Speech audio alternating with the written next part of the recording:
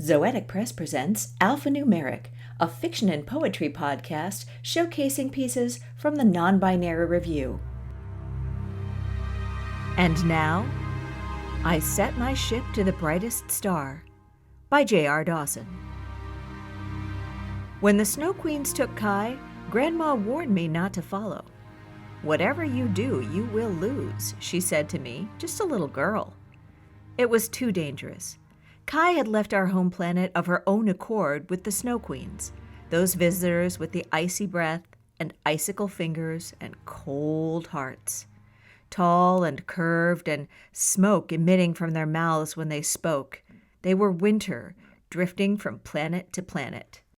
Kai was not a prisoner. She went as a friend to the monsters, or a friend to their sweet serums she shot into her arm. The queens pointed to the brightest star when they told Kai where they were from. So now I set my ship to the brightest star, and I sailed through the dark. Somewhere along the line in my expedition, I lost my way. I found the rebels. I heard their stories about the Snow Queens, all those people they'd carried off with them. So many of them were dead, or prisoners. But I know she's out there. Her name is Kai. She's alive.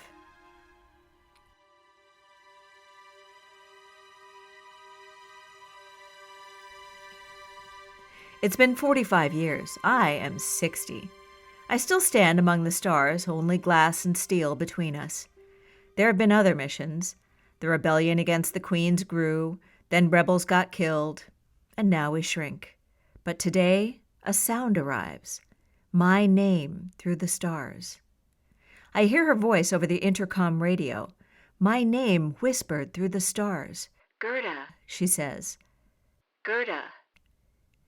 It has been 45 years since I've heard her say my name. It has been 45 years since I've heard her say anything. Now I know for sure she survived, and it shakes me because she is worth more than the universe. Rover watches me closely as I lean over that radio, tracking that voice, that quiet, strained voice. And I know Rover can see my usual determination has changed to a quivering fear. She doesn't know why. She doesn't know the person on the other end of this blind frequency.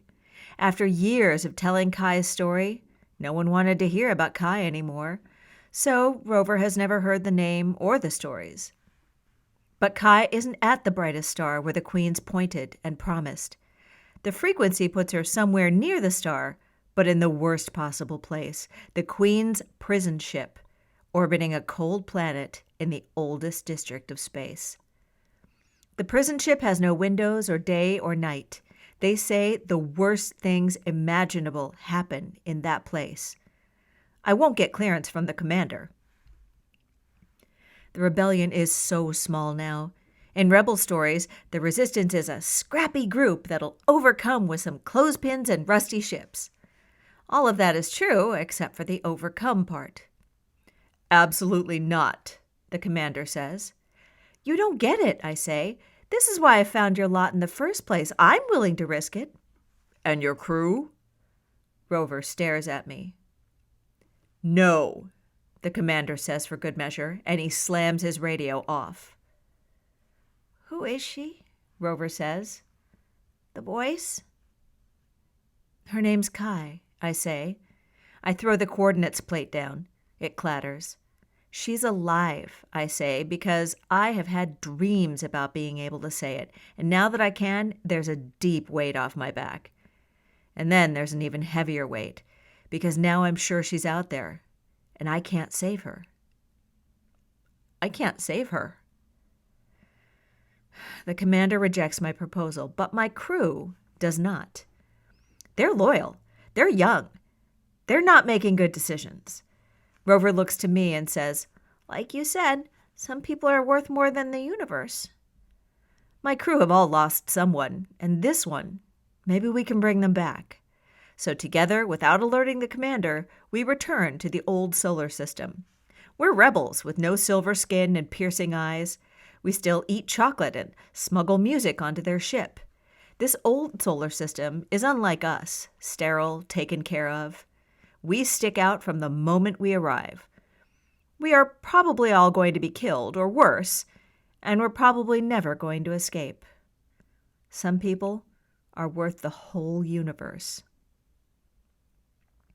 If you want to turn back, I say to them, you take the ship somewhere safe. I'll go in alone. You've done enough. There are 6 of them. All 6 say nothing, not even little Rover. I am more frightening than anything orbiting the ice planet. This one-armed, gray-haired beast is on their side, and this beast is a damn good captain who has kept them alive through this war. To leave now would be ungrateful, cowardly. No, you don't understand, I say. Where they have her, it's a death camp. It's run by the Coat, the worst of all the queens. But the conversation is done. We're already here. Instead, we quietly watch the red planet grow closer through the windows, a sense of deep mistake settling like thick dust. She's in there somewhere, past the Coat, past the nightmare chambers. She's in the silver ship, circling around the ice planet like a loose ribbon on a maypole, and somehow she got to a radio and encrypted my name into the stars. If she can find me, I can find her. So even when those silver ships turn to face us, even when they start shooting and jetting closer through the silence of space, I do not balk. They're going to dock, I warn my crew. Don't fight. If you fight back, they will shoot you. Raise your arms. Let yourselves be taken. They raise their arms as they hear the dock door force itself open. I just raise one arm, the pinned sleeve limp at my side. The silver soldiers appear. They are younger than I remember soldiers being. They have soft faces and unblemished bodies. So many of them aren't snow queens at all. They're humans or droids or dothlons or one of 1,000 other species that are not who we're fighting. But they look nothing like the rebels. Was I that young? We surrender, I say. Then the silver soldiers shoot my crew. Rover screams and runs for it. They grab her and beat her down. They don't touch me. They know who I am. I am a trophy for their camp. I am the one-armed fury. I deserve more pain than a bullet to the head. But as they walk Rover and me off the ship, I keep in mind that I would never have shot people with their arms up.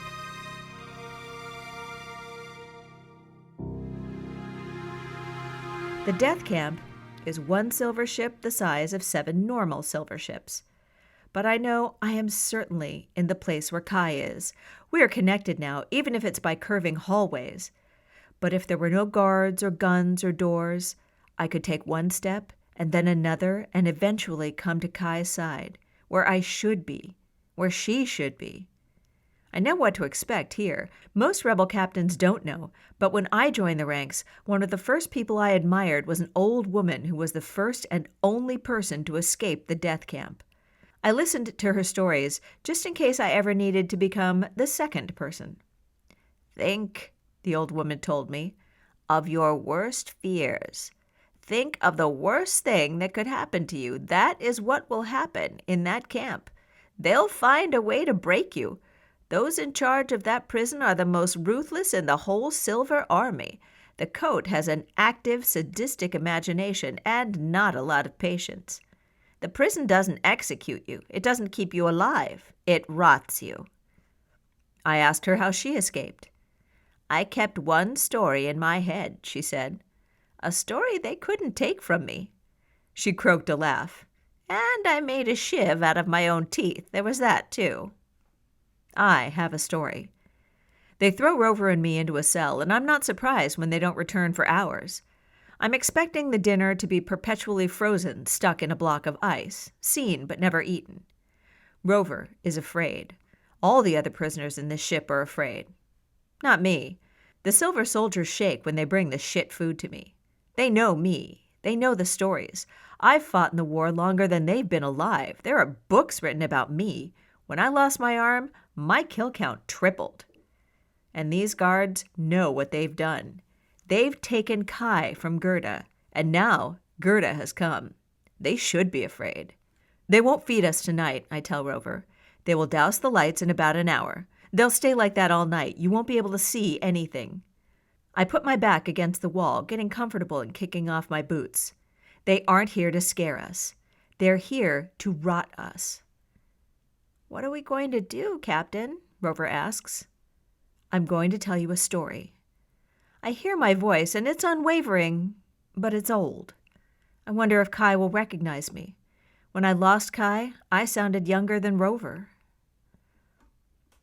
The lights power off with a clunk and a guttural thunk as the ship chokes the electricity. The prison cells go blind. Stay calm, I warn. Keep your mind together. They won't come on for another 2 days. You said it would just be overnight, Rover whispers. We're in space, I say. Morning is whenever they decide. Now, listen to my story. I don't want to listen to a story. What else are you going to do, I say. Knit a scarf? Shut up and listen. I clear my throat. We lived on a planet where there was clear blue water and deep green trees on the land. There weren't big continents like on Earth, only little islands.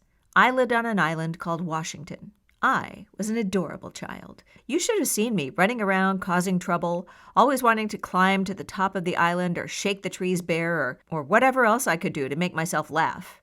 And one day, Kai was there. What's she like? Rover says. She's kind, I say. She's funny.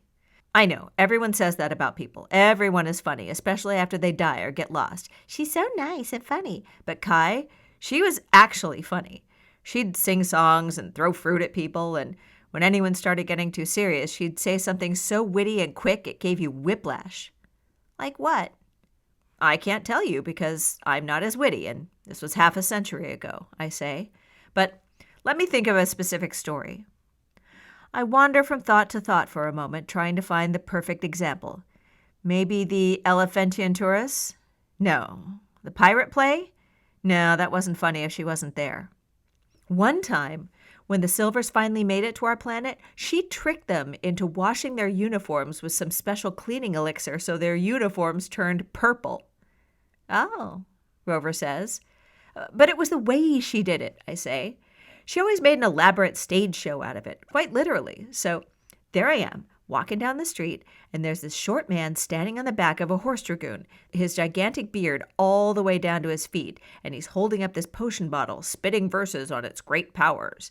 He even made a banner and had one of our friends hold it behind him while singing a theme song. It was Kai, of course, the old man. I tell her about the time we faked our deaths so we could see our funerals. I tell her about the submarine we failed to make. It quickly became a fishbowl full of fish and ocean. I tell her about 1,000 things we did under 1,000 sunrises and sunsets and the space between. And Rover smiles. I can't see Rover, but she's laughing, and I can always hear when someone's talking through a smile. I finally tell her about our garden. 2 little girls sitting in a suspended garden between trees, looking out to the ocean and watching the sun spin around our little planet in the middle of nowhere. We were going to be a family one day. We were already family. What does Kai look like? She finally asks. She'd be taller now, I say, not a shrimp anymore. She's got big bushy eyebrows, blue eyes, black hair, and she's got a tattoo on her neck. It's her family's tattoo. It looks like 3 sticks bound together. Rover says, You think she has a plan for us, how to get out of here? Sure, I say, and if she doesn't, she's gotten us this far. We'll find her. Morning still won't come. I tell her about the time Kai baked a cake but didn't know she had to add things to chocolate other than cocoa. I tell her about the time Kai wanted to run away, so she tried to ride on the back of a turtleish. It didn't work. But my voice becomes hoarse until Kai can't light up the room anymore. Our cell gets too quiet. Rover starts humming to herself. Then she screams and cries and laughs and sings loud. Then she starts begging people to turn the lights back on. Kai sang, I interrupted her. Hey, yo, Rover, did you hear me? Kai sang. You want to hear the song? What? Focus, Rover, I say. Kai had a good singing voice. She sang Up the Back Crack of Oleander, which was the name of the cove near the island, but also our nickname of our teacher because our teacher had a gigantic ass. Rover is silent, and then she gives a little laugh. The teacher never caught on? No, I say. Kai was cunning. She never sang in front of Oleander. If she did, she'd just hum it or be like, You've never heard that song before, miss? It's an old traditional tune. Rover laughs. At least they didn't take away the sound, I say. Then, without warning, the lights turn on, and Rover screams. I cover my face with my arm. I push off the wall, trying not to shake. Rover vomits. I estimate the time. I've taught myself how to do this. In space, you have to have an internal clock. Tally marks no one but you can see. The night has been 3 days long. Calm down, I say. Your eyes will adjust. It's over. Don't turn the lights off again, Rover pleads with the walls, with the ceiling. Please don't. Please, please. Rover, I bark. The door opens. Roll call, a soldier says from the corridor beyond. I stand with a little difficulty. Rover is hysterical. I shove her against the wall. You shut the hell up now. My eyes lock into Rover's like two dogs staring each other down. Roll call is a firing squad if you show you've broken. Their goal is to eventually kill you. They want a reason to do it today, so shape the fuck up. Rover takes my hand. We walk out into the hall. We stand shoulder to shoulder with the other prisoners. Some don't have a Gerda to warn them. They're screaming and crying and holding their faces and falling to the ground like a mental asylum. They'll be shot. Now listen to me, I say to Rover. They will come down the line. If you look sick or crazy, they're going to shoot you. Get yourself together and start looking at the faces around us. We don't see the other prisoners that often, and we need to see if she's here. Rover spasms like she's just been pulled out of an icy lake, but she nods. Yes, Captain, she says, and she looks around to the faces, mumbling to herself.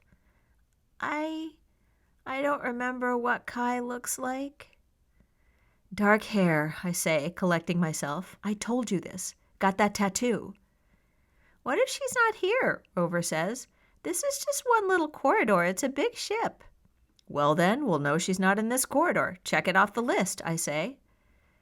The roll call begins with the shouts of soldiers down around the corner. Our piece of the hall falls silent as they listen to boots clacking against the grated floor, gathering closer and closer to their huddle. There'll be a calm voice, then a plea, then a scooting of a chair, and then a gunshot.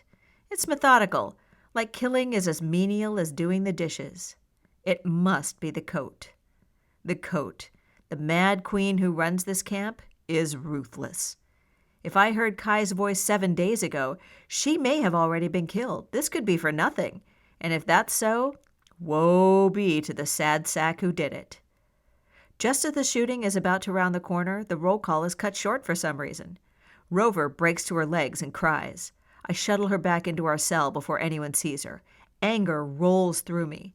I was unable to break away, unable to look around to assess. It will be another spell before I make a move, and Kai could have been in that line ahead of us. Kai could already be dead because I'm not smart enough to figure out how to get to her. That night, they chain the prisoners into headphones. They take away our sound. It never made sense to me, the coat's obsession in controlling everything, depriving and giving and depriving again. It seemed the whole of the tyranny I've seen in the war rooted from here. Here is where the trunk of evil stood taut, and then the branches all spread from this cell where there was no sound, no sight, no time. Time dissipates. All that is left is my heartbeat. Most of the prisoners' time is in the cells, the old lady had told me, but once in a while they'll move you to an interrogation room or to a lab. It's impossible, but the prison underestimates someone like me. Rover, I say. Rover can't hear me. I can't hear me. My voice has been snatched from my ears, and I only feel the rumble inside my skull and throat and chest. But nothing more than a rumble. But my lips still move. My story is still out there in the air, so I keep speaking it. When the Snow Queens first came, I say, they didn't bother with me. They immediately went to the kids who didn't have parents. Of course, Kai always had my grandma, but she didn't think so. We loved her, but for some reason, the serum they gave her loved her more, I guess. I hit the back of my head against the wall behind me. It didn't make sense. She was always there for me. When I was drafted by our island to go hunt the big creatures in the water beyond the reef, she came with me. When I got on my ship to go, she was right there behind me to hold my hand. She wasn't afraid. She was determined. Her mind was made up. But once she tried that serum, she was gone, and I didn't see that determination ever again. It was like watching someone disappear right in front of me, died while still alive. And when the Snow Queens left... The night Kai left, the rain came down like knives. Kai didn't even look at me when she got on the ships to leave. Grandma said it was her choice. Grandma said I was lucky I wasn't wrapped up in going myself. Grandma said no matter what I did, I would lose. Let me tell you more about when we hunted the big creatures in the water, I said. That's a better memory. Now, Kai, she made us s'mores right there on the ship. She said, see? No big difference between land and island. Both have land in them. Both have me in them. And we kissed that night. And when it started raining, she grabbed my hand and made me dance. She never stopped moving. I finally fell asleep, and when I woke up in the morning, Kai was standing on the edge of the ship, looking out to the big red rocks of the reef, facing the green sun, and she said, "Make way! It's Kai! Gerda and Kai, make way!" Once she followed me into the universe. There's a debt to be paid. The only question left is how to pay that debt. At the next roll call, I say, at the next roll call, we're going to break out. We're going to find her. I feel those words vibrate in my body. We're going to find her.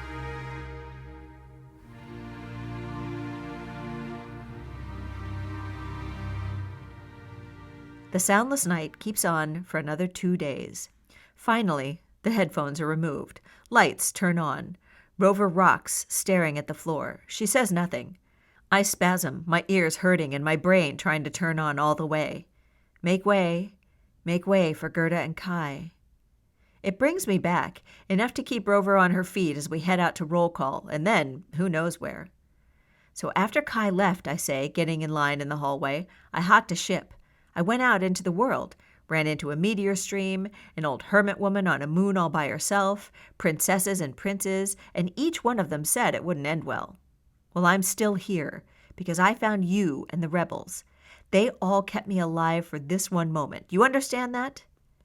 Rover stares at me, but she's not listening. The shots fire again around the corner. The boots clunk closer and closer until they turn the corner. Rover laughs as the coat comes into view.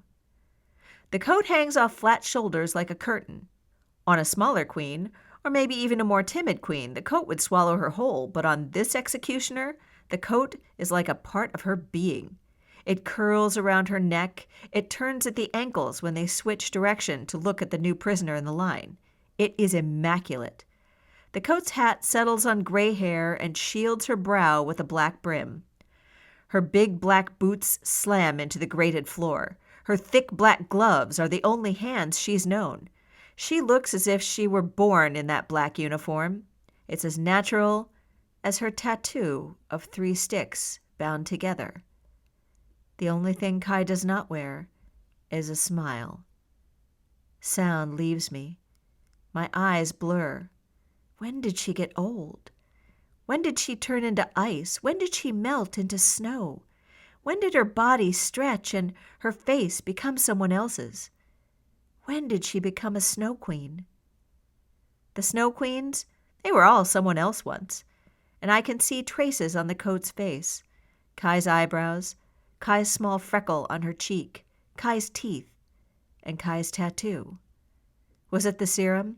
The queen soldiers around her step out of her coat's quake. Her empty eyes dart down on each of the prisoners, still holding a girlhood glimmer. That's what is eerie about the coat. She still looks to people as if she's going to help them. There's an older man down the way from us, and when the coat sees the man struggling to stand, her eyes get large and glassy.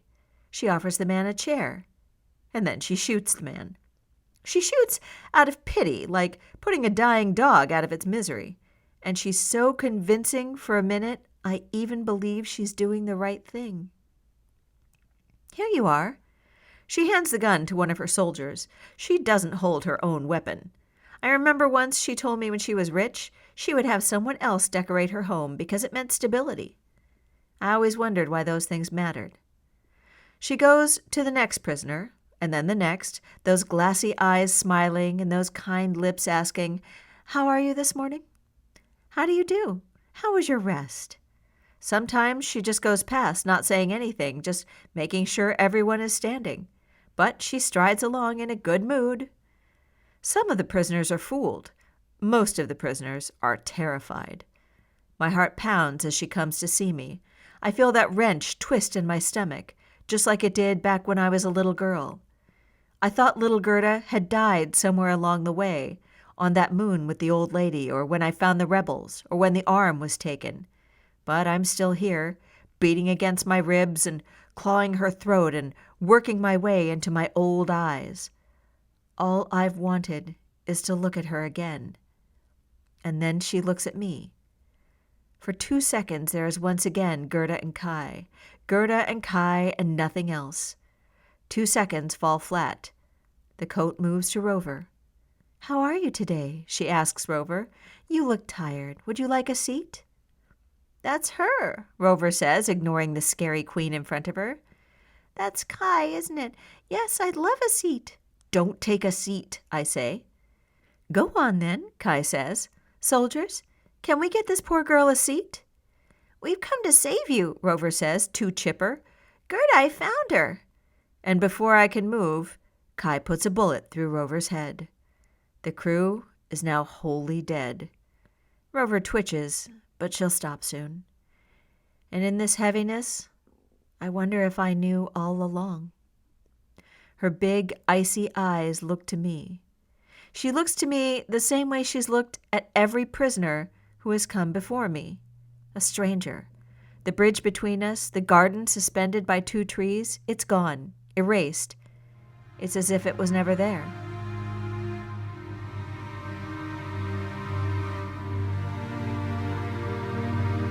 They leave the lights on. They give me sound. They put Rover's rotting body in the middle of our cell and lock the door. I tell her my favorite story, the garden in the trees between our 2 houses, Kai and Gerda's place. It's gone now. I never went back to my home world because it wasn't home anymore. Everything has disappeared in one way or another, and everyone let it, and no one cared enough to stop it. But there was once a suspended garden on that island, and it smelled like grass and moss and chopped wood and lilacs and fruit. During the day their green leaves caught the sun and cut the air with great pillars of morning light. During the night, the stars danced between their shadows, tangled up in the branches. Kai loved playing pretend in the garden. One day, we stood between the trees. I took her hand. We listened to the wind rush between our bodies. "Thank you," she said. "Thank you for making this place with me." We spent the rest of the afternoon swimming in the creek below, singing old rhymes and splashing water. We spent the evening eating s'mores.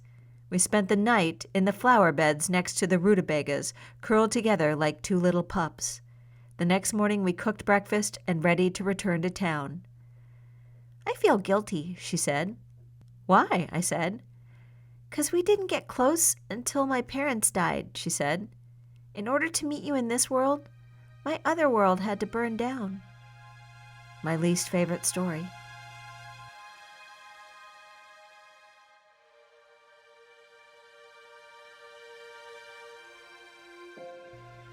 Every morning, we stand for roll call. They've strapped Rover's body to me. Every morning, Kai asks how we all are doing. She kills a lot of people. She never kills me. She just asks me how my morning is going, but she never acknowledges. She never says my name. It's like she doesn't recognize me. Rover is getting disgusting. I still tell her stories. I still sing to myself the shanties Kai knows. The nights are long, the days are short, and neither really exist. Sometimes, when I finally fall asleep, they crawl into our prison cells and they put serum in our veins. I know they're doing it. I'm starting to lose her, even in my own brain. The serum is starting to matter more than Kai. But there will be a day she says my name again. She said it once. She brought me here, and I will wait until she breaks. Just a moment of recognition, just a moment of admittance, just one little moment. It was all real. She was real. She really did love me. I know she did. I will wait. Every night for the last lifetime of years, when her message never came, I at least knew this. Wherever she was, whatever she may be doing, there was some portion of her brain that still remembered me. That day, however many days ago, or years, had it been years? I should say, that time before coming to the prison, when I still had a ship and a crew, that time that was marked with the things I had given up for Kai, I heard her say over the intercom radio, "Gerda, help." My name whispered through the stars. Some people are worth more than the universe. This has been I Sent My Ship to the Brightest Star by J.R. Dawson, read for you by Lisa Quintana. Our music was Cry About Me by Alex Mason and Minor Emotion. Alphanumeric is mixed and mastered by Lisa Quintana. You can get Non-Binary Review on our website, zoeticpress.com, or on Amazon. If you like this podcast and you want to help us out, give us a rating, give us a review, subscribe maybe. New work comes out on Wednesdays. Non-Binary Review, because humans are hardwired to tell stories.